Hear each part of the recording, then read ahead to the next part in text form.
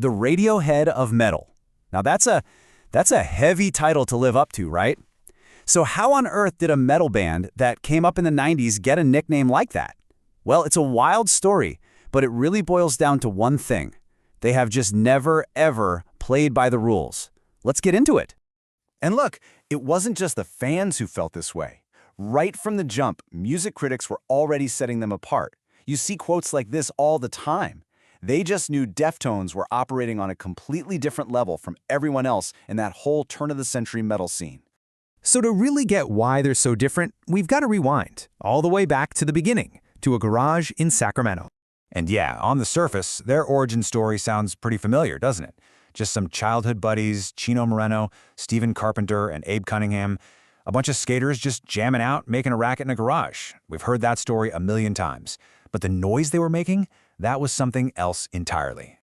Okay, so here it is. This is the secret sauce, the absolute core of the Deftones sound. It was basically this beautiful accident, this collision of two totally different worlds.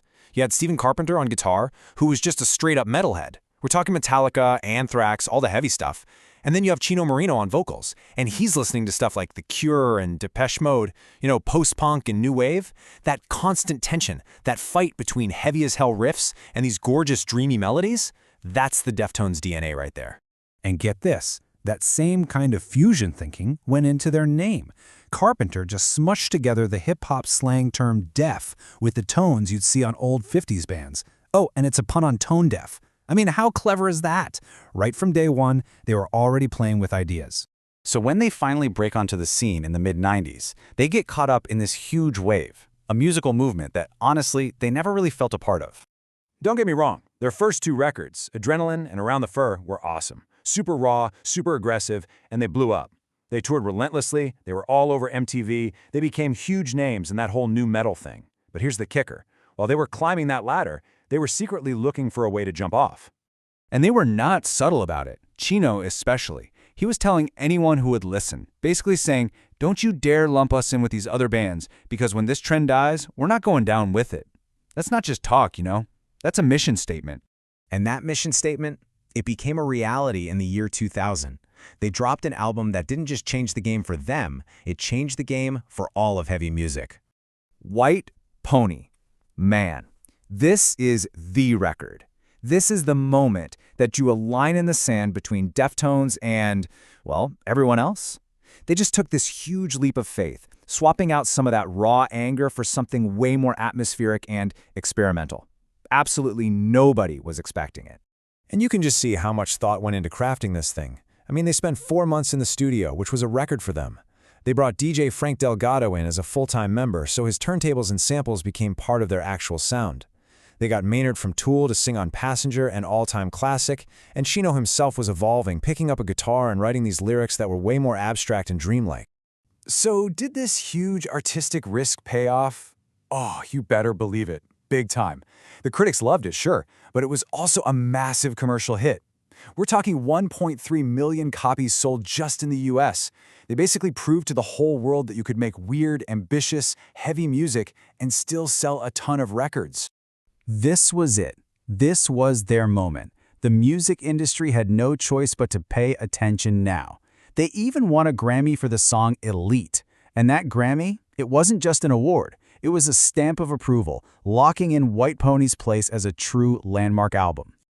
But you know how it goes. After hitting such an incredible high, the band was about to enter the absolute darkest period of their career. In November of 2008, the unthinkable happened. Their bassist and one of the original founding members, Chi Cheng, was in a horrific car accident. It left him in a minimally conscious state, and it completely devastated the band and everyone who knew them. And the timing was just brutal. They were almost done with a whole new album, which was going to be called Eros, but after the accident, everything just stopped. The music, the recording, none of it mattered anymore. For a while there, nobody knew if the band would even continue. So while Chi was fighting for his life, the rest of the guys faced this impossible decision. Their longtime friend, Sergio Vega, came in to help out on bass. And they looked at the album they had just made, Eros, and they realized this dark, heavy music just didn't feel right anymore. It wasn't who they were in that moment. So they made the incredibly difficult choice to put it on the shelf, indefinitely. and just start fresh. And what came out of all that pain was something unexpectedly beautiful. An album called Diamond Eyes. It was a total pivot. It was hopeful. It was the sound of a band pulling themselves out of the darkness, finding a new purpose, and really just learning how to be a band again. And look, it wasn't about erasing what happened or forgetting Chi. It was about honoring him by continuing, by creating something positive. The band themselves said it best. They had to go back and make something that felt artistically right for them at that moment. And really, that's the whole story, isn't it? This incredible ability to change, to survive something so terrible, and to just keep pushing forward, creatively. That's what defines their entire legacy. I mean, think about the sheer variety of artists who say Deftones was an influence. You've got the obvious ones, right? Slipknot, Linkin Park. But then Paramore, the black metal band Def Heaven, the indie pop band Churches, and get this, The Weeknd. That's not just influence, that's a genre-breaking impact. You know, that whole new metal scene they got stuck in? It's pretty much a memory now. But Deftones, they're bigger and more respected than ever. And the reason is simple. They never followed a trend. They carved out their very own path. So you trace it all the way back, from those kids skating and making noise in a Sacramento garage, all the way to becoming this Grammy-winning global force in music. The one constant has been that relentless need to create something new. They are living, breathing proof that if you want to last, you have to follow your own strange, beautiful, and sometimes brutal path. And that brings us right back to where we started, the Radiohead of metal. It was never just about how they sound, it's about how they think. It's that shared spirit of constant reinvention. So for a band that has spent more than 3 decades fighting every label thrown at them, the biggest question is simply, what's next?